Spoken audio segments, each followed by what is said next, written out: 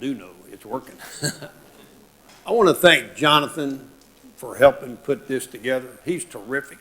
I don't know if y'all have ever had to seek his services for anything, but what a great man who worked hard. Jonathan, thank you. Hello. He's back there working. I told him, I said, look, I gotta have some training aids here, man. You know, I need some help. And boy, did he do it. So thanks. I'm going to wander around. Is that okay? So that means half the time I'll be behind you. Do not panic. It's okay. Look at the chart and leave me alone. I want to thank my wife for coming. She has already advised me to keep my stomach sucked in. That was her guidance for this presentation today. So if you see me doing this, I'm remembering her guidance. If you see me doing this, I'm not remembering her guidance. What a great opportunity it is for me to share a few thoughts with you all this morning. I would hope and ask that we make this interactive. I'm going to wander through some charts, and you should interrupt me whenever and say, but what about X?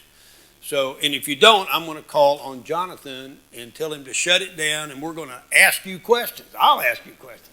I really hope that we can have a chat as opposed to me droning on for, I don't know, an hour or so.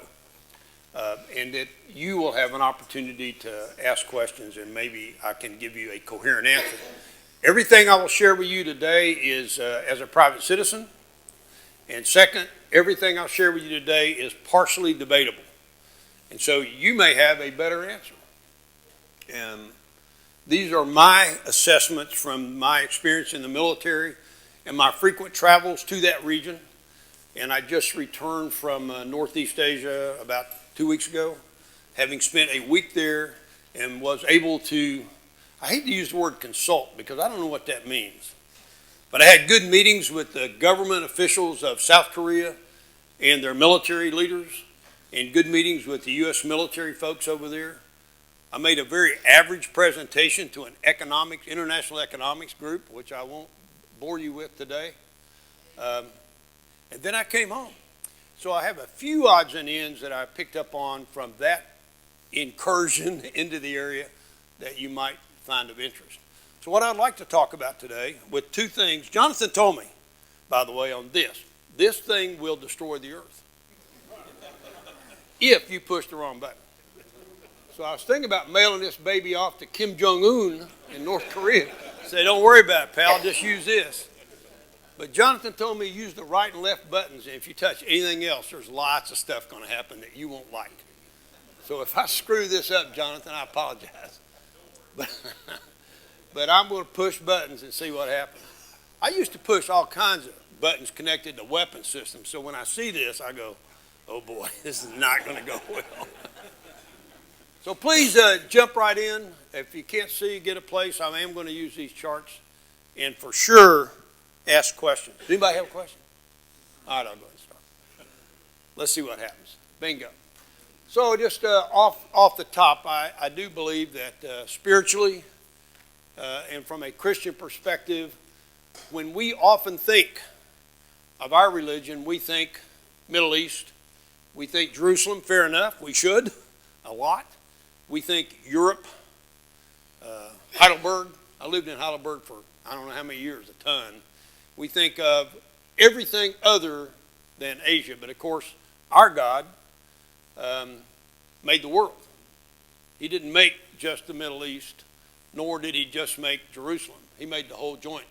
And one could argue that there's a ton of God's work going on in this area of the world, both good and bad from human perspective, that we should be thoughtful about. So I thought I would just start with this as a little bit of a reminder about where we all start from. And then let's go to this. Well, why do we care about North Korea? One could argue pretty persuasively that we did our thing in North Korea a long time ago, 1950 to 53, in a war. And if those boys can't take care of themselves by now, enough is enough. That's a pretty good argument, by the way, and one that you can make, and one that's got some logic to it. But there are some other issues, and I want to run through those very quickly with you, one at a time, not too detailed. But the United States has vital national security interests in that area of the world. And what do I mean by vital national security interest? You may have heard me say it before. Something that is worth fighting and dying for. In other words, one of these young men in here, something that you would say to him, son, it's okay. You're going to war and you might not come back. You would say it's okay to defend a vital national security interest, I hope. Something that would impinge the future of the United States of America. First and foremost, North Korea is beginning to present a real threat to our homeland with the development of intercontinental ballistic missiles topped with a nuclear weapon. That is a non-starter for the United States of America. It's bad enough to have Russia and China with the things and potentially Iran. But this crowd with those kind of weapons is something that we might have to fight for. Next, we have a formal treaty commitment. You could say, we don't care, we'll get out of it. Well, we could, but it's still a formal treaty commitment. It is a defense treaty commitment wherein we say to the South Koreans, if you're ever attacked on your homeland, we'll come to your aid. Period. That's what it says. And it is ironclad. It is approved by the Senate, a rather oddity this day and age. It's what? What do they have to do with it? Well, in theory, according to our Constitution, advice and consent of the Senate for treaties is a requirement. And of course, in 1950, this treaty was affirmed by the Senate and has been in effect ever since. By the way, just as a matter of interest, for those who would say, well, just abrogate the dumb thing and let's come home, which could be done. We abrogate treaties fairly often. The Vietnam War, Vietnam veterans, around you somewhere was, God bless you, thanks for your service, was the Tiger Division and other organizations from South Korea. 5,000 South Korean soldiers died in the Vietnam War. 12,000 were grievously injured. Not in furtherance of the treaty. The treaty only speaks to their homeland. So they did that out of the goodness of their hearts to help America. So I'm not saying we owe them, but kind of we do. And they've been with us in every conflict that we've been in since the Korean War in one way, shape, or form. Desert Shield, Desert Storm, Iraq, Afghanistan, you name it. South Korea has been there with us to complement this formal treaty organization that we're in. Moral obligation. You know, in 1945, the Russians, 2 days before the Japanese surrendered to us, entered the war on the Asian continent. Thanks a lot, boys. In order to land grab. That's what they did. That's what they wanted to do. So they entered the war, and as a result, we could no longer just dictate all the terms of the surrender agreement with Japan. We had to deal with Russia, not unlike the way we had to deal with them in the European theater when we divided up Germany and divided up Berlin. And that's exactly what we did with Korea, which had been occupied by Japan since 1910. And indeed, the Japanese annexed Korea as a state, Alabama or whatever. Or California. We could de-annex California, I suppose. But they annexed. I'm being hard on California. Who's from California? I'm sorry. I apologize. No, I don't. I'm not taking it back. But South Korea from 1910 to 1945 was a state of Japan, if you ask the Japanese government, not if you ask the Koreans. But at any rate, 1945, because the Russians were rapidly entering into the northern provinces of Korea, or the northern states of Korea, we struck a deal. We said, okay, if you boys are up there and we're kind of down here coming ashore to take control of land, we were coming ashore. How about let's draw a line and you administer the northern part, we'll administer the southern part, then we'll have elections, and then we'll all leave and leave them alone. So we drew a line based on an agreement at the 38th parallel, goes right across Korea, and that began the division of Korea. Immediately, Russia installed a Red Army major, a guy named Kim Il-sung, as the administrator of North Korea. And thus began the Korean Kim dynasty in North Korea. And since those days, we've been through Major Kim Il-sung. We've been through his son, Kim Jong-il, And now we're into really young son, Kim Jong-un. So 3 Kims in succession running North Korea since they were installed by the Russians to run North Korea as a dictatorship in 1945. If you will, World War II has never ended. This is about the Korean War, of course, but it really starts in 1945. And many could argue it started in 1910 when this great land, this great culture was invaded. Actually, it wasn't invaded. South Korea said, we don't want a war, we'll give ourselves to you. That's basically what happened. And so since 1910 until 2017, Korea has been torn asunder by national interventions from all over the place. And it's just a shame. Great people, great culture, in great area of the world. Moral obligation to these folks. Global Commons. What is the Global Commons? I don't know. It's a bunch of common stuff. You're right. Global commons that are important in the United States of America. Sea, air, space, land. There are land common areas. Antarctica might be important. Nobody owns it. Cyberland is now a global common. And the argument is that these are common areas that nobody owns. Now, we do own some sea lanes, certainly 12 miles off our shores. Okay, fair enough. But out there, it's open seas. Anybody can run around out there. The United States has assumed responsibility to a degree to police the global commons with our allies in order to give us freedom of maneuver strategically to further our economy, move goods and services around the world, and to move our military around. So the global commons is an important aspect of the United States being a leading power in the world, and there are certain elements of it that must be protected. I mean, we would all agree cyberland ought to be protected, right? At least as it affects us. And certainly there are others. Sea lines of communication. For example, do we care about the Suez Canal? Is that a common? Well, if it is, if anybody ever declares it isn't, okay?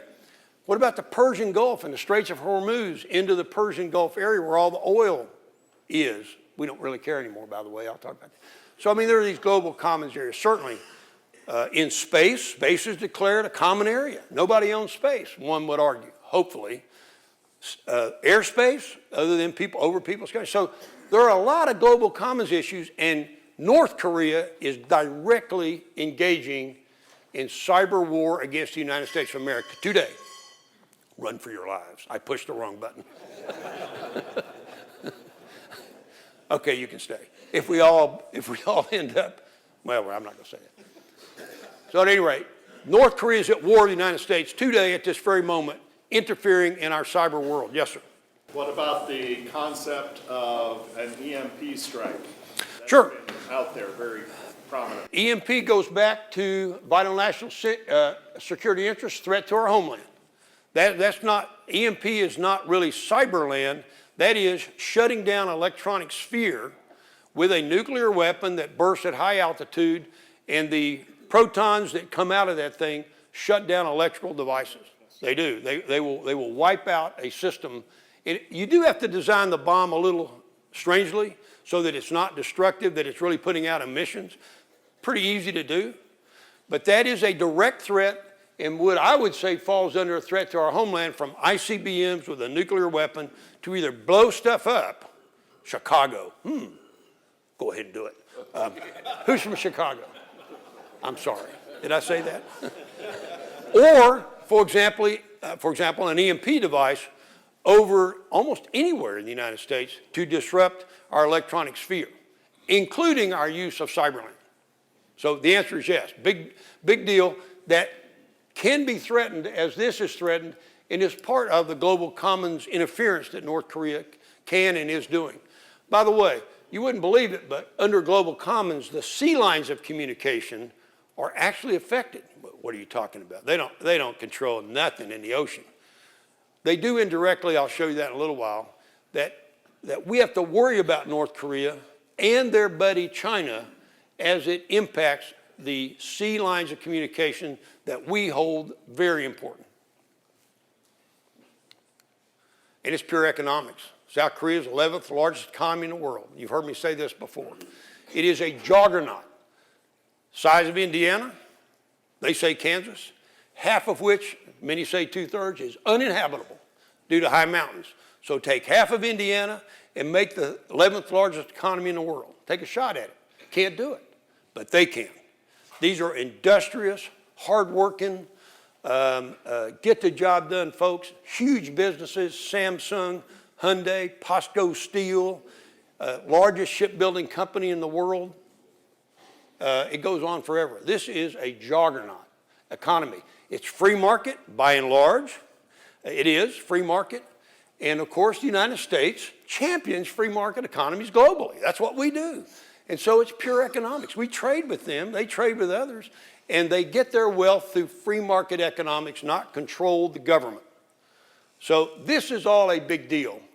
That's why we care about what's going on in North Korea. Yes, sir. So in light of economics, and South Korea is doing so well, North Korea can't be totally unaware of how well South Korea is doing. How can they continue such an economic failure economy? Well, that's a terrific question. And it's the one that just bedraggles us all. Is that a word, Katie? It's not. Okay, it does not bedraggle us. What does it do? It really disturbs everybody. How's it possible that the East Germans and the Russians can't understand what's going on? Ta-da, they finally did. How can it possibly be? One could say here, I'll hold that till later, because I discussed that directly, but I'll tell you right now. North Korea has a strong, stunning military-first policy. That's it. Everything is military first. This is a military government. There are 23 million people in North Korea. Are you ready? Or stay seated. Do not jump up and scream. 10 million of their population is in the military out of 23 million. Okay? Now, I'll give you this. 9 of those 10 million are in their reserves, but they got guns and they've been trained. Everybody else is either a woman or a child. All the men are in the army. Where do they get their food? They get it from the government. They love the government. Anybody that says the military of North Korea doesn't like North Korea is not thinking right. It's just fine with them. It's the other 13 million that are living in a pig swallow, and they think it's okay. Second, there's no communication with the interior of North Korea, none. There's no internet, there's no cyberspace, there are no radios to speak of. Everything is done locally by commissars from the communist government. Therefore, we can't communicate with them like we could with the citizens of East Berlin or the citizens of East Germany or the citizens of Russia through radio-free Europe. Try radio-free Korea. The only people listening to it are the South Koreans. There are no radios in North Korea. About the only way you can talk to the North Koreans is with a balloon.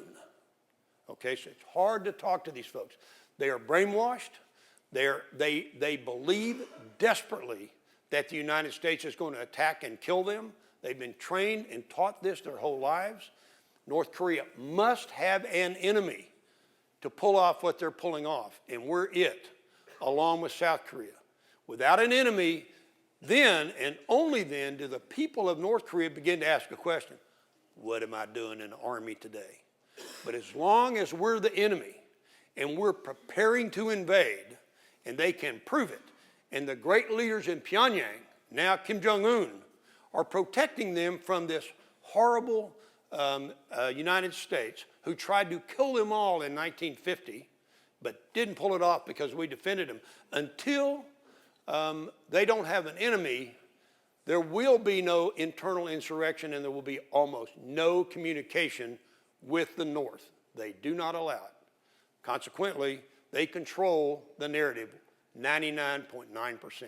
It ain't your mother's Cold War from the Russian days. Anything else? And when I get to that chart, remind me. Move right along, please. But that's a great question. Please keep asking. Here's where we are. Japan. These are the bad guys. You go to South Korea today and say, who do you not like? Japanese. What? What about the North Koreans? Oh, yeah, we don't like them either. Okay. Why? Because of 1910. They hold a grudge, And during the conflict, during the war, World War II, Japanese soldiers did horrific things with Korean women. And that is a non-starter to the Korean population today. They held them as sex slaves. They used them for their pleasure. It was a stunning crime against humanity during that period of time. It was. And it's recognized internationally as such. Indeed, that piece of the history between Japan and South Korea, or Korea in general, all of Korea, has never been reconciled. Today, anybody in South Korea, and North Korea, I believe, would tell you, we will become friends with the Japanese once they, I'm going to use the word repent, it's not the right word, but once they reconcile what they did to our women in World War II, and frankly, what they did to us. And until then, we're not playing. This is a terrible situation for us because not only do we have a security treaty with South Korea, we have an independent security treaty not connected in any way, shape, or form to the South Korean treaty with Japan. So we got two great treaties, but they don't talk, and they do not like each other, even though publicly you will hear all the right blah, blah, blah. But behind the scenes, and Katie has a great story, and it's true, and I'll share this with you, but the chairman of the Joint Chiefs of Staff of the Republic of Korea, South Korea, at 6 months, I had been there 6 months as the commander of all Allied forces. He had a party for me. Don't ask me why, but was it a party? A dinner, okay? And he said, you know, he got up and made a speech about me, which was, you know, fine, whatever. But one thing he said, I'm going to give you the top 10 reasons that, what does it say, Katie? That how we know General Bell has been here 6 months or something like that. How we know he's been here 6 months. And then he said, it's that he understands now why we hate the Japanese. Now, he said it lightly, but that's what he said. And I went, whoa. So, okay. So this is a tough relationship right here. And oh, by the way, if we're going to fight North Korea, we have 7 United Nations military bases in Japan today, dual-headed as U.S., that are crucial to any war fight. There are offshore power projection capability. And without Japan's total involvement and engagement, that war would not go well. So we got to, for years, had to sort this out. Here, there they are. Here's Russia. They share a border with North Korea right there, about 11 miles, but it's real. And remember, Russia started the Korean War because Russia put their major, Kim Il-sung, in power and then built up the North Korean military over a 5-year period to enable them to invade South Korea. So even though China is the benefactor of North Korea now, it was always Russia in those days. And so this Russia connection is important. And oh, by the way, giving Kim Jong-un's current fear and the knowledge by Kim Jong-un of the split between the United States and Russia, which is getting wider by the day, they are now cozying up with each other. It's very interesting.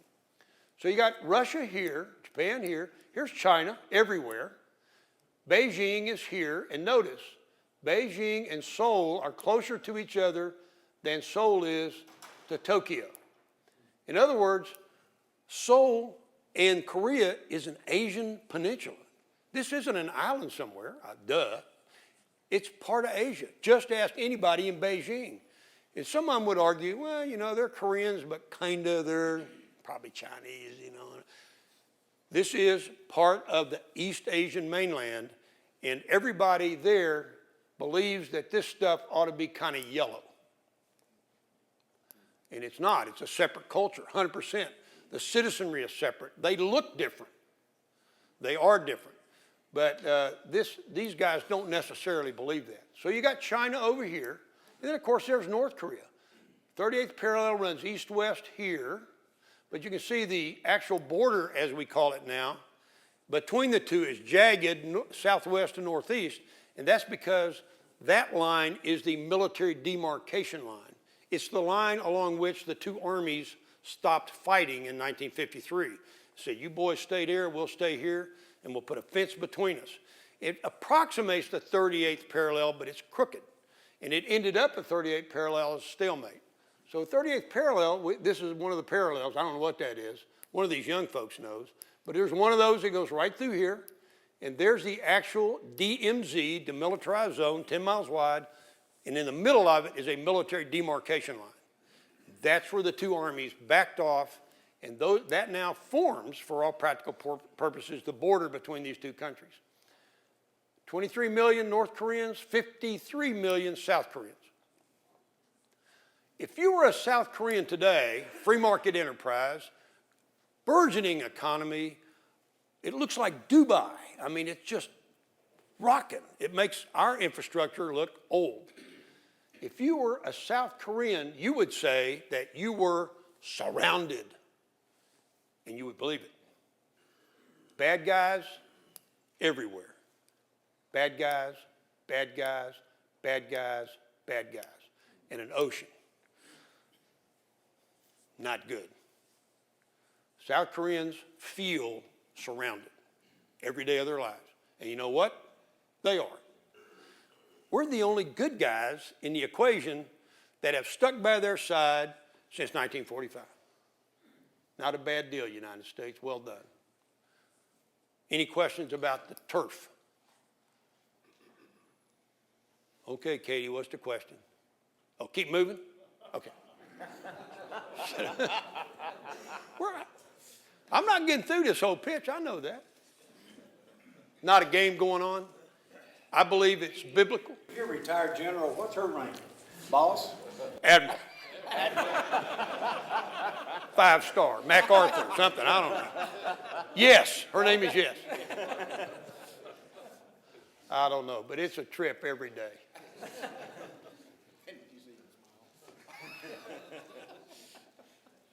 It's biblical. This is not another place. This is our world. And it's biblical. Let's take a quick look at South Korea in a little more detail. 53 million troops, people, not troops. Half the people of India, I've told you that. Young democracy. They didn't really become a democracy to the Olympics in the 80s. They had a democracy, they elected people, but these were strong-armed, not dictators, but strong-armed leaders, okay? But wow, since the Olympics in the mid-80s, they've really turned to democracy. They've got political parties, they have riots in the streets, they don't like each other, Democrats, Republicans, conservatives, liberals. They elect people and other people quit and go to Australia and Canada, whatever. I mean, it's the real deal. But it's young. It's only about 40 years old, really, if you talk about when it really came aboard as a democracy. And it mirrors our democracy almost in many respects in a shameful way. You know, our democracy is driving me nuts right now. This is a very volatile democracy. I'll speak about that in a minute. Because the most complicated thing to figure out in this whole equation of all those players, by far not even close, is South Korea. North Korea is easy. I'll show you why. It's easy to figure out. South Korea is psycho-wacko, just like the United States. And just like every democracy on this planet, democracies are fragile. Democracies are vulnerable. Democracies take care and cleaning by their citizenry. That's an army term, care and cleaning. In other words, engagement by the citizenry every day. When you don't engage, you're going to get something else. Okay? But when you are engaging, you're going to have fracas going on, and they got it. Vibrant economy, it just stuns your mind. Vertical society, there is no land left. Every space that's kind of flat has an 18-story building on it. Every space that's kind of flat has an 18-story building on it, except where the roads are, which are clogged because nobody can drive anymore because there's all 53 million people in half of Indiana. Can you imagine that? 53 million people, where are they? They're in those 18-story buildings, just stacked up. And they all got computers and they're doing their thing, man, and they got a great economy. Knock your socks off. That's what they look like, 28% Christian. The Christianity was, and some of you know tons more about this than I do, but was kind of born in Pyongyang. Pyongyang was the capital of Korea. That's North Korea's capital now. That was the industrial center of Korea, pre-1945 for sure, and one could argue pre-1910, Industrial Revolution, etc. And Seoul was just a city kind of down on the Han River. But in no small way, great missionaries moved south from Pyongyang to bring the word of the Lord to the south. So it's not as Christian as you might think, but almost 30% of the people in South Korea are Christian. Almost all the military leaders are Christians, big time. I had one 4-star in the whole time I was there who worked for me, Korean, who was a Buddhist. Now Buddhism is not a religion per se. It's a way of living. So I'm not giving that credence as a religion. Buddha was not a god. Buddha was a person. But nonetheless, to live by the Buddhist precepts is almost a religious experience. But not much Buddhism. It's interesting. Tons of no religion. Sounds like the U.S. Sounds like the U.S. But this core of Christianity runs the country almost exclusively. And it just worked out that way. I don't know why. There's nothing insidious going on here. It just is what it is, as best I can tell. And, of course, South Korea is surrounded. One more thing about South Korea and its democracy. It is currently going through the biggest psychobabble period in its history since the Korean War in terms of its elected leadership. Assaulted every day by Chinese propaganda and North Korean propaganda. Every day. It's you talk about the Russians impacting our elections. If you want to talk about it, feel free. You can't imagine what real interference in real elections is until you study this bad boy and China and North Korea. It is insidious, it is constant, it is continuous, and it affects the people of South Korea in a very significant way. Lots of people in South Korea have fallen for the lies and deceit exported by China and North Korea and believe in their hearts that they're making a mistake partnering with the United States, number one, and number two, in not giving in to the North Koreans just the way they gave in to the Japanese in 1910. The Japanese scenario of 1910 is being rebuilt as we speak, and a peaceful takeover of South Korea is in the works from China and North Korea's perspective. And many in South Korea don't get it, but I do. And I'm not alone. Believe me, I'm not making this up. It is very volatile. South Korea just impeached their conservative president and threw her out, okay? I mean, they did it. She's gone. She did nothing wrong. I will tell you, some of her subordinates probably did. Some graft and corruption. Got it. But based on that, this extreme element that is important in their National Assembly, they have a Congress like we do, not exactly, but similar, impeached her and threw her out. They just held a new election. By the way, I gave a speech over there the day they held the election. I thought, well, I might be arrested. This could be it. Luckily, I wasn't. But anyway, elected a new president, a guy named Moon, and he is ultra-liberal and believes in all the things that I just shared with you. Now, to his credit, so far he's governed in the last month a bit from a centrist perspective. Maybe he's just trying to bide time. I don't know. But we don't have a cushy relationship with South Korea today. We do not. It is volatile and vulnerable. It is being influenced by China and North Korea heavily, and Japan indirectly. And the future of the United States treaty and relationship with South Korea is at issue from their perspective. I've always told them, and I say it again, the United States will stay here for all those reasons that I shared with you as long as we are welcome and wanted. And the day, Mr. President, whoever you are, or Mrs. President, that you articulate that we're no longer welcome or wanted, we're gone. Be careful with your rhetoric. What do they want in South Korea? Well, first, they want peace. I go through this issue, but at what price? They have a history of succumbing to pressure. They also have a history of violent wars. They're pretty good war fighters. They have an excellent army right now and other military, Army, Navy, Air Force, Marine Corps. Excellent. Really good officer leadership, good school system. They've got a strong military, let there be no doubt. But the government and many people in South Korea do not support that military because they see that as taking working men out of the economic window. They would rather have that 600,000 group of men working in the factories producing stuff than sitting there with guns on the DMZ. So there is an anti-military movement in South Korea that is major and significant. Yes, sir. Well, my question was, how large is their military? It's about 600,000 active Army, Navy, Air Force, and Marines, very capable, very well armed, and many would argue would win a war with North Korea if it were one-on-one. Many argue that. How can they not support a military when they have such a real threat just right there? Why do you say they have a threat right there? Now, I'm badgering you on purpose because I'll get to my point. What threat? North Korea? China? There's nothing wrong with them. The only reason they're building nukes is to defend themselves against the United States being aggressive. I'd do it too. The United States has nukes. What's wrong with that? We just want to build things and have an economy. And we'll never solve this problem as long as the United States perpetuates this broken DMZ deal. It's a matter of education. You bet it is. And I'm telling you, when you hear every day from the communications channels that China and North Korea have into the South, when you hear that every day, you become a little dubious about the United States' motives and their own ability to negotiate with North Korea. Many in the South believe that they can effectively negotiate with the North and reach a deal. Now, why would that not work?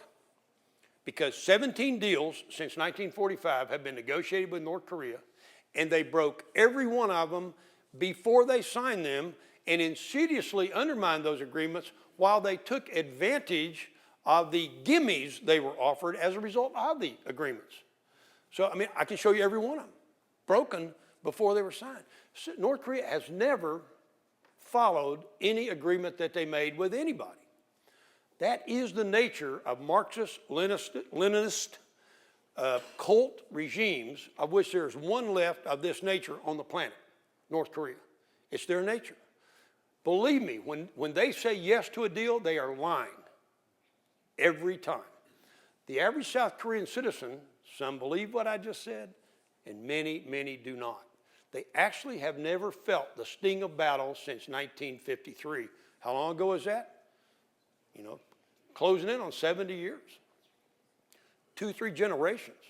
Lots of economic welfare, lots of Xboxes.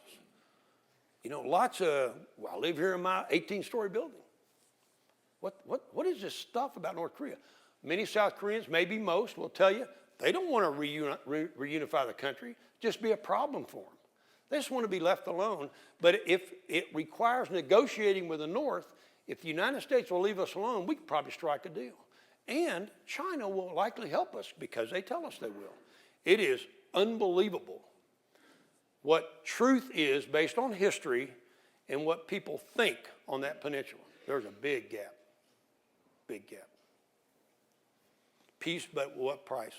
Many South Koreans want the United States to allow the South to enter into negotiations with Kim Jong-un, and they believe that they can strike a deal that will be acceptable to them for the future of the Korean Peninsula and appease all parties. It's the 1910 scenario all over again. And I said that in downtown Seoul 2 weeks ago or 3 weeks ago on the day of the election. And, some were clapping and some were looking. It was a hoot. Economic growth. They want to keep growing. They have tasted the fruit of the economic cornucopia. They have. Tom, what kind of car do you drive? Kia. Where's Kia made? South Korea. Right. Is it a pretty neat car? Yeah. It beats the crud out of my wife's Lexus 8065 or whatever we own. His little Kia, I'm telling you. They're making stuff that'll knock your socks off. And they want to keep doing that and keep getting more wealthy and more wealthy. They want economic growth. And what would a war do to that?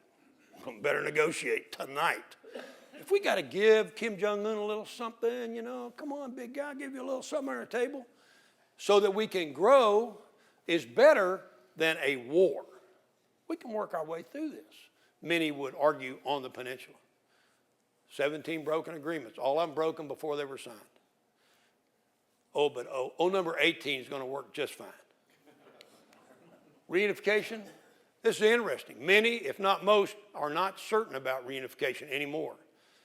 The cultures have gone in so different directions. Hardcore Marxist control of the economy in the North. I mean, everything. No private property, no individual ownership of anything, no capitalism at all, nothing. Versus right here, utter capitalism. Not here, but here or there. Totally different.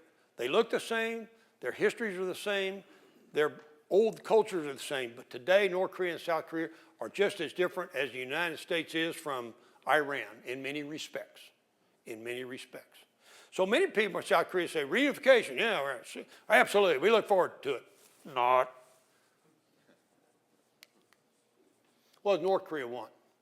Period, amen, that is it. Regime survival. Number one directive.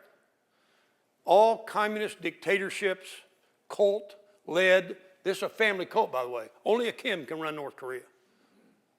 Only a Kim can run North Korea. They'll find a Kim if they don't get one. Prime directive, survival of the regime. Boy, when you're dealing with somebody that says the Kim Marxist leadership of the North is going to survive for 10,000 years, a la Nazi Germany, you got a hardcore dude to negotiate with. Yes, sir. How ingrained is the concept of the spiritual aspects of the Kim family, the godlike quantity that you hear these people worship these people? It is deep. How deep is the godlike quantity or quality of the Kim cult? They are demonstrated to the North Korean people as godlike. Okay? Kim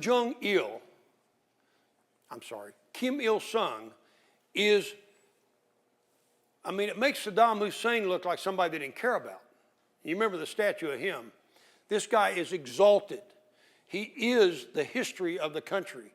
The country didn't exist before 1945. And his son, Kim Il-sung, and his son's son, Kim Jong-un, are required by the prophet, Kim Il-sung, to ensure regime survival. And it is deep and it is well held. The people up there buy into this. If you think they don't, you're wrong. They buy into this. They are not going, ha ha, this is funny. They're into it. 10 million of them are in the military going, hey, this is my guy. Kim Il-sung from 1945. He's God. He's the picture of Jesus. And they get emotional just talking about it. They do, buddy. Absolutely. Prime directive. 2. Yes, sir. That sounds a lot like Japan at World War. Isn't that a great point? The emperor. Yeah. Yeah, the emperor, the imperial Japan. I would tell you that approach is a great corollary. I like that. It is very. It's certainly not that way in Japan now. Japan's a democracy, and the imperial portion of Japan is ceremonial only, not unlike England or whatever, or the UK. But in up to 1945, you're right. And I'm sorry. Is that an Asian mindset? I don't know. Look at Europe. I mean, for years they had kings and people they exalted. So it certainly is in many respects. But I think probably the United States is a different beast than much of the world over history. Great question, though. Military first economy, period. Kim Jong-un is the commander of the military, and the whole thing is organized with military running everything. Forget the military. They run everything. So if you want your local Kmart, nah, that don't work anymore. Your local Walmart, Major Fuzz runs the Walmart. He does. Okay? If you go down to buy your local Kia, which I don't think they're selling up there, but if you were, Lieutenant Colonel Smith owns the Kia factory. It is completely dominated, the sector, by the military. Then, oh, by the way, when you get through selling your Kias today, report for duty on the front lines. You're in the military. So the economy is run by the military, deep and all the way down to the last nugget. Military first. So that's their strength. They all love Kim Il-sung, I'm sorry, I keep mixing them up. They all love him and the sons who have followed. They eat well. They eat pretty good. They're taller than the rest of the society. If one of them's 6 feet, the folks out there in the rest of society are 5'8". They take their vitamins. They see a doctor. It's not a bad deal.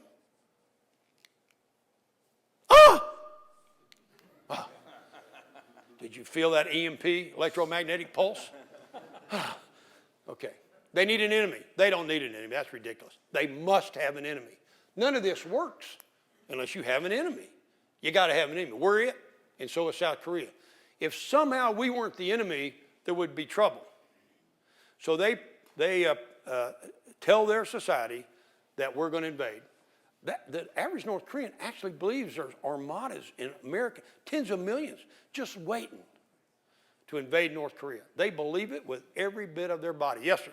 Why not Japan or Russia or China? Why What? are they the enemy that they picked out? Because we fought with South Korea during the Korean War. And we left the country divided so that we can further and go on up to Pyongyang and take over. And the only reason we didn't take over Pyongyang is because our Chinese buddies helped them out. So Japan, there's no reason for Japan Yeah. to be their enemy. And remember, well, there is. The North Koreans do not like Japan any more than the South Koreans do. They do not. So they don't like Japan because they have the same history that South Korea, because it was one Korea in those days, back in the 40s during all these atrocities. But Japan ain't nothing like the United States. We are the evil one. We are Satan, big time. I mean, if Kim Il-sung is their deity, then we're Satan. And the folks in South Korea are just puppets. They hate us, the average, they do. I'm not kidding you. And to turn that around will take years. This is bizarre, but I'll tell you about it in a second. Yes, sir. Where do they get their money? Where are the resources? I mean, if the military runs the economy, and literally they don't have much of an economy, apparently, where do they get their money? Yeah. China? Great question. Where do they get their money? How do they make this thing work? Internally, they don't need money. They can print money. What they need money for is international trade to get stuff. Like if you want the trigger for a nuclear bomb and you want to buy it from Iran, you could either get them to give it to you just to harass the United States, or you could give them some money. So they need some amount of hard cash. These be the facts. Graft and corruption, drug sales run by right out of Pyongyang, drug sales internationally, big drug dealers, corrupt banks that do deals banking-wise, and the Chinese give them the money they need to do their international trade. The Chinese give them the money they need, that's the test question, to do international trade. Before we quit, I got to show you why China is so crucial in all this. It's not philosophical. It's a real deal. It's real money. So for them to buy stuff on the market, they use graft, corruption, and China to do it. Okay? That's what they do. That's where they get dollars or euros or other international currency, so that when they come to Bubba in Iran, there can be, Bubba will go, yeah, okay, yeah, this is real money. I'll sell this to you. Could they sustain themselves without China? No, never, not even close. It wouldn't take long either. Yes, sir. Since Russia set up the North Korean government, Yes. and that was their baby to nurse early days, now China's their Right. support. Is there a jealousy between Russia and China over who's got control of North Korea? Not yet. Not yet. Certainly China is the benefactor of North Korea 100%. They do it all. Russia is just getting into the picture because there's some interesting opportunities for them here to partner with North Korea in an insidious way. But it's so minuscule at this point that there's no issue. The biggest issue between Russia and China is they share a common border. And there have been wars and firefights and ugly things along that border. Been quiet now for about 30 years. But ultimately, border disputes between Russia and China will resurface, trust me, and that's where the controversy between those two countries is apt to happen, not about North Korea. But Russia is injecting itself into the North Korean equation, and it's minuscule now. We'll have to see where it goes. Great question. We've proven the theory that we are the enemy when we put our Navy now off their coast. And is he using that to drive that home by causing us to be there? Well, number one, we're not proving to be the enemy, because we don't do that. We are defensive in nature. I'm not kidding you. I know the secret war plans. I got them. I wrote them. I modified them. I inherited them, modified. We are not, we do not have an aggressive stance. But if you're North Korea and the entire United States Navy is patrolling off your eastern coast today, you can purvey that any way you want to prove the point that we're the enemy, and they do it every day. Yes, sir. Absolutely. Do you think they've used their missiles to provoke us to do this, just to continue this theory? Are they using their missiles to provoke us? 100% yes.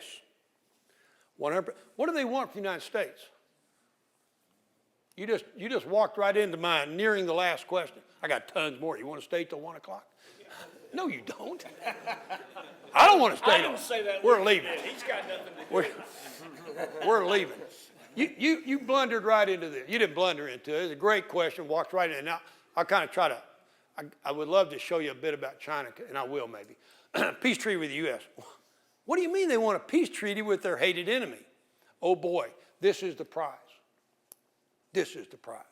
This is the goal for regime survival. Here's the way it works. You get the U.S. to a table. You get them to a table through provocations, through promises, through, yes, we will denuclearize if you come talk to us.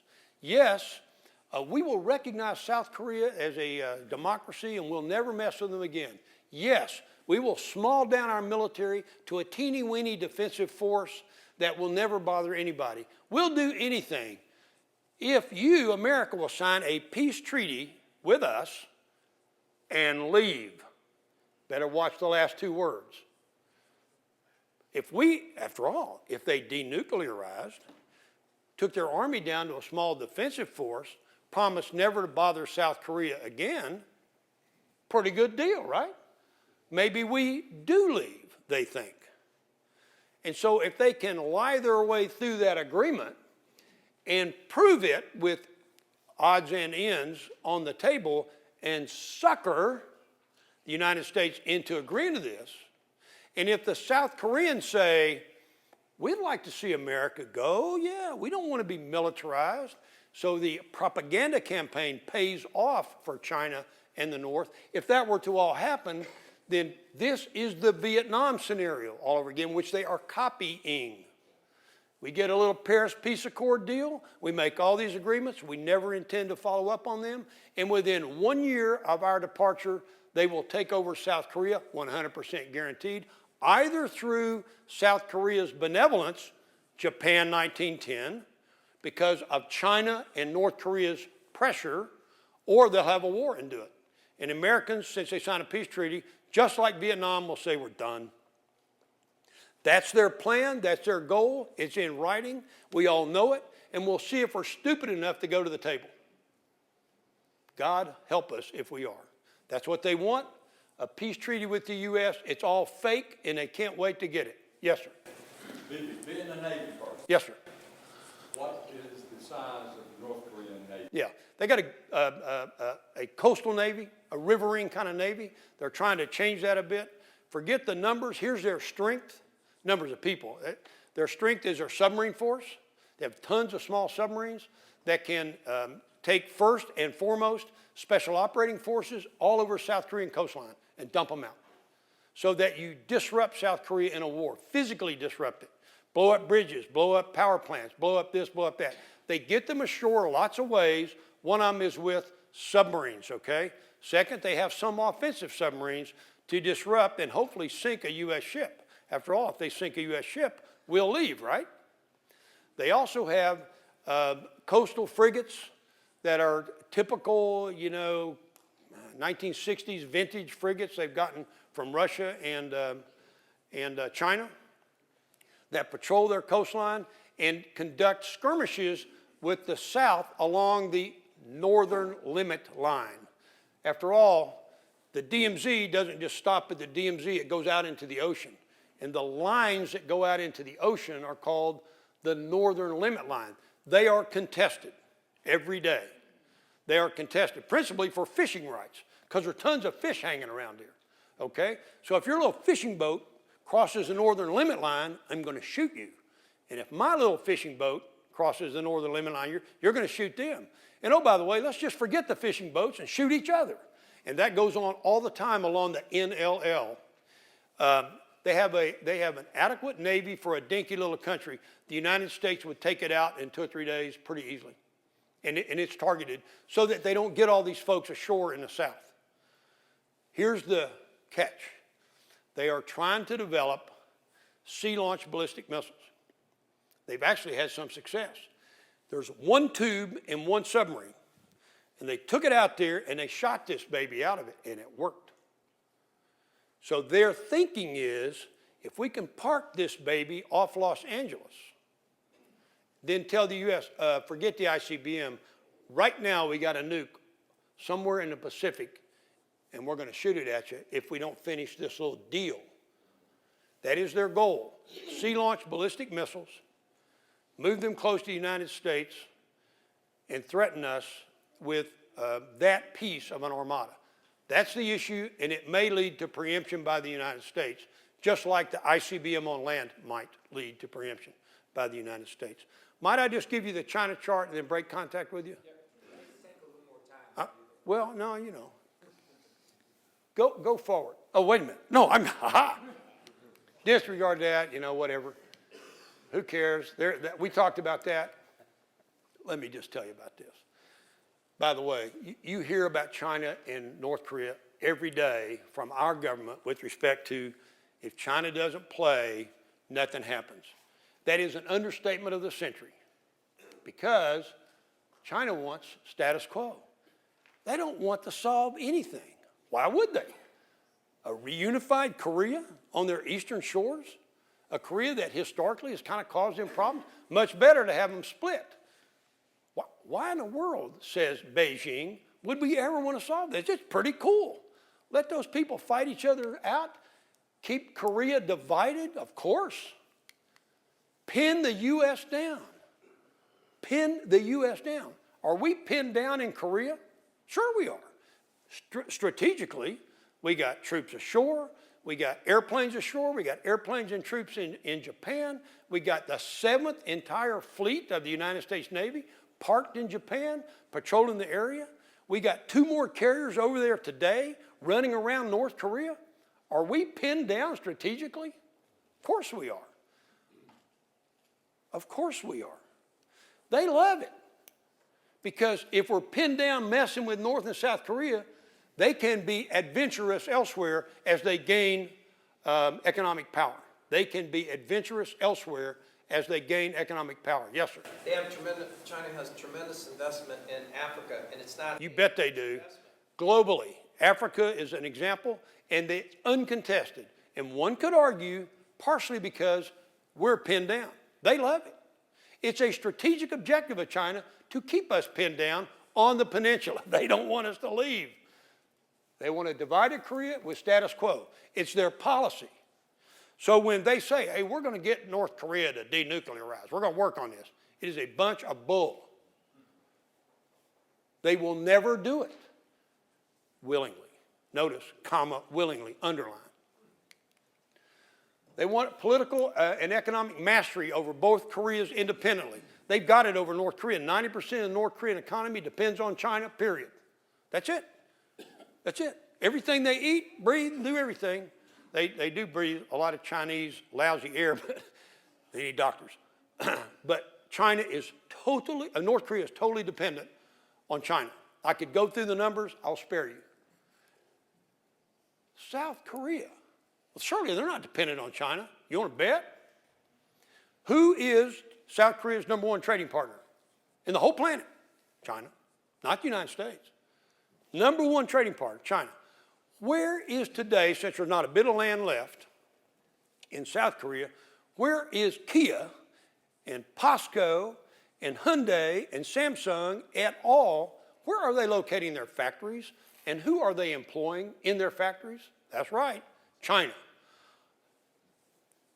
Unfortunately, perhaps not unlike the United States has learned a difficult lesson about exporting jobs in factories, South Korea is putting a ton of their wealth, a ton of their economic power, a ton of their culture into China with their factories and their apparatus. And China's going, come on in. It's terrific. Once there, and they are already, number one trading partner, they can, through policies, strong arm techniques, whatever, influence South Korea in a major way, and they do it every day, and it's getting worse. So all of a sudden, the United States becomes less important to South Korea, and China becomes more important. So when China says, we don't want you to put an interceptor missile in South Korea called THAAD to the South Korean government, many in the government go, okay, because they might shut our factory down. So they turn to the U.S. and say, we don't want you to have a defensive system to prevent a missile from landing on us. What? We have a system that will stop a missile from hitting you and you want it gone? That's right. Skewed logic. Totally wacko. Makes no sense. But if you're a South Korean influenced by the Chinese, it makes perfect sense. They today have total control of North Korea and are exercising significant influence in South Korea. Yes, sir. General Bell, granted that North Korea is very distracting militarily right now, what about, what do you think our responsibility is to South Korea in light of the, like, for instance, I think Thomas Paine said that our form of government, which they've taken on, it seems like, is not viable without a moral people. Yeah. And then also, given that their ideology, their propaganda is coming in on them all the time, they need help with education, like Jay was talking about and everything. What do you think we could do? Well, I've got a chart on that. You know, what should the United States do? You know, should we just passively, you know, fait accompli, or do we need to get aggressive?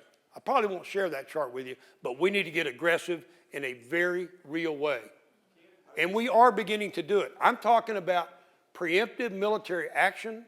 I'm talking about getting tough with our ally. You want us gone? Well, I'm talking about real sanctions on China. Wait a minute. Most of our consumer goods come from China. Surely we too are held hostage by China. At some point, and I'm not getting political here on Trump, but at some point, if the United States becomes sufficiently make America great again, in other words, self-sufficient, we're going to have to tell China that we're sanctioning them in a way that it hurts them majorly, bigly, in their pocketbooks, in a way that will force China to either fish or cut bait with North Korea. They will not do it willingly. And I've got those things listed on a later chart that we need to do with China, not to ask them, but to force them to comply. Now, look, we're still the strongest economy in the world, barely, compared to China. We have the moral high ground still. I would argue we're retaking some of the retrenchment that we may have gone through our current policies. I like our current policies personally. We are in a position still to dictate to China some of these terms. We must become more dictatorial with China and less arm around your shoulder and asking, and take risk, because the end state here is not good. Let me blow through here, because I got to let these folks go. Freedom of strategic mover. I got to show this to you, because this is what China wants, and this is tied directly to this. And I got to show you the next chart, because don't ever forget this. It speaks of the global commons, Straits of Malacca. The prize are the Straits of Malacca. Look, Korea's up here. What the hey? That's on another planet, Straits of Malacca. This little strip of water right there controls 40% of world trade today. All the oil that comes to China, to Japan, to South Korea, and all these other countries that it does not come from the United States comes through there. The Straits of Malacca are by all measure of discussion, the second most important strategic point on the globe for global commons trade. The first being, lesser so, but still first, the Straits of Hormuz and the Persian Gulf. It won't be long before they'll be talking about the Straits of Malacca as being number one, because the amount of trade that goes through both those straits, almost all oil, is nearly equal now. And the oil that flows through the Straits of Hormuz is dropping, and the stuff coming through here is going up. It comes from the Persian Gulf and other East African countries, travels through here and goes into the heartland of China. Notice, China can't get there from here. This is how you get to China. And that's exactly why this area, the Spratly Islands, some of your fathers or grandfathers fought for the Spratly Islands. These islands in the South China Sea are little coral reefs that China today is taking possession of illegally and building up with dirt and building military bases all over the Spratly Islands in the South China Sea to control the approaches to the Straits of Malacca. So that even if you went through here, you would run into Chinese military here. And if you came this way, and oh, by the way, if they control that, they can then reach out to the Straits of Malacca and keep that open for their use. China has taken over the South China Sea, the areas of the Spratly Islands with their military, and intends to control it militarily at the expense of freedom and democracy. The United States, being pinned down here, doesn't have its 7th Fleet down here where it belongs right now, because it's running around up here dealing with North Korea, and China loves it. This is their strategy, to give them access to the world, to Africa, gentlemen that said Africa, to the rest of the world. Everything either goes towards America and our west coast or through the Straits of Malacca, and there you are. Trust me, that's their strategy, that's what they're doing, and having Korea remain unsolved is the linchpin to it all. They will not solve Korea as long as they feel that they don't have security in the Straits of Malacca yet. And we should be smart enough to know that, and we are, but then courageous enough to do something about it. And we're not. Every now and then we run a little ship in one of their Spratly Island enclaves inside their 12-mile zone and say, ha-ha! And they go, yeah, okay, whatever.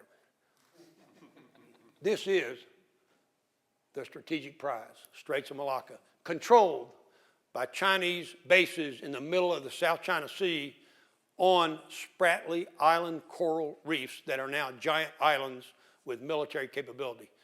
It is very, very dangerous for the United States world leadership. Okay, I ain't talking no more. I got some great charts. Someday we'll talk about it. Maybe we'll have part 2. Yes, sir. Would sanctions actually work against China? Yes. Why would you say that? Why would I say it? When you tell China, you can no longer, these 7 banks, if they do 1 nickel of business to give real currency to North Korea, we are shutting them down. We control the world's banking. You won't be able to, and we're going to take the hit. We won't be able to buy toasters like we used to. I admit that. Maybe we'll have to make our own toasters. Eureka, make a toaster. Maybe we will, but we can shut them down in terms of the viability of their consumer products economy by injecting ourselves into their banking system and shutting it down. We can do that today. Yes, sir, we can. We've done it before. But how do you have enough courage to say, well, how do I tell Katie Bell she can't buy a toaster anymore? They hold us, but we have enormous economic capacity to sanction China in a powerful way. We do. I mean, I could run through tons of these. It's real and it's insidious. Second, we can challenge them militarily. What do? We can't challenge them with our current military. But if you build up your military, then you can send the 15th Fleet to the Spratly Islands if you need to and say, look, pal, the Straits of Malacca are global commons, period. What are your questions? If you'd like a war, you will get one. We will sink your freaking Navy. We will. Will we not? But we got to have the Navy to sink their Navy with. And right now, it's sitting up there in North Korea. Well, what's to say that when faced with sanctions, they won't do what Japan did in 1941 and declare war on us? That is a risk you take. You have to, if you want to go down this path that we've been going down for 20 years with China, of their economic dominance over the United States, resulting in their ultimate military dominance and the movement of the United States to a second-rate power where your pocketbook is controlled by Beijing, have at it. But if you've had enough, you're going to have to take some risk. You have to, because they're in a position of strength in many areas. But we are still the United States of America. We are not a third-rate country. We are the most powerful country in the world. And oh, by the way, if we build up our military effectively, we will not be challenged. We will not be. They won't do it. Why? Because they won't quit selling toasters. They got to sell them. That's where they get all their cash. I guess my concern is that, Chinese history throughout their entire existence until 1842, they viewed themselves as the world power. Yes, they did. They probably were. And they were in East Asia. And in the First Opium War, when Britain basically took them from a top-rate power to a bottom-rate power, they've never forgotten that. And so my concern is that I'm not sure that the Chinese would accept, because if they would bow to sanctions, they would essentially be repeating their history in the 1800s that the Chinese today. Then we will have a cataclysmic war with China. Sorry. It may be required. I mean, I hear you. Like I said when I started this, there are lots of different issues here. I believe build up strong military, aggressive sanctions that hurt really, and a strong military are necessary in a Reagan-esque approach to foreign policy right now, or we'll get to the tipping point. If you've got to leave, leave, because I'm not showing any more charts. You can't make me. But I will keep answering questions. Good questions, sir. Terrific. Yes, sir. Speak a little bit louder. Go ahead and stand up. You're a young person, by golly. You have more to say here than I do. I just wanted to say a house divided against itself cannot stand. Same thing with a country or an economy. Since I agree with that. Korea is divided against itself, it will not remain standing. One side will fall and realize it needs the other. We say in the military, after the radio communication, over. Yeah, I got no comment except you're spot on. Around the world, including your own great nation. Yes, sir. That's the most sage thing that's been said all day. I mean, it is. Thank you. Yes, sir. What, our Commander-in-Chief and Tillerson and those others, are they buying in and following the military strategies that we have? Yeah. And is there a conflict or a complementing of military and economic strategies? Yeah. Everything I've shared with you today is known. I mean, I'm not particularly wise about any of this. The issue is what to do. And the courses of action that I'm espousing and the illumination of the issues, particularly in China, are well known. The issue is, like this gentleman said, what do we do? And so, the question is, what's your government want to do? To date, policy, forget personality, tweeting and this and that. Just talk policy. The policy is to, I hate to use the word make America great again, but retrench from spilling our wealth globally, retrench from that, build up America's internal strength economically with our own businesses and militarily, then confront our challengers wherever they challenge us, where it's important and impacts a vital national security interest. And if it doesn't impact the vital national security interest, you got to ask yourselves, are we nuts? And the answer is, yeah, probably. But if it does, we can't just talk from a paper tiger perspective. We got to do it. Or we got to surrender and become a different place. So all I would share with you right now is, yes, these are all known. Yes, everything I'm sharing with you is an option. Here's an option. You'll see it on the chart. Put nuclear weapons into South Korea. What? North Korea's going to have them. China's got them. Why are we preventing South Korea from having a nuke? Well, you don't need them there because you can keep them offshore. Yes, you can. But what kind of message are you sending to the North in China when there's a nuke sitting right there at Osan Air Base going, it's right here, boys, and it's coming down your pipe? I mean, there are tons of things the United States can do that send messages of strength, determination, will, and rally. For example, I articulate a need for Pasto. I think that's a company that competes with Costco. But some people think that's a Pacific Area Security Treaty Organization against China. Against? Yes. NATO against Soviet Union. Pasto, standing tall with Pacific Rim countries and U.S. allies standing tall against China as our allies, written signed treaty, PASTO, Pacific, we're done with your stuff. Knock it off. So there are tons of things we can do that will allow the United States to ensure the future of freedom, liberty, democracy, and freedom of religion globally that we can do. But to sit around scratching our heads and other portions of our anatomy ain't going to do it. Thank you all very much, and God bless you. I enjoyed it.